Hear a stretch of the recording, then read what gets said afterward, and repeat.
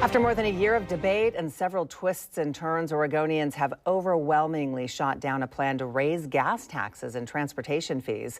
So here's a look at the results. More than 83% of voters said no. This all comes after lawmakers originally pushed the plan through pushed it through in a special session.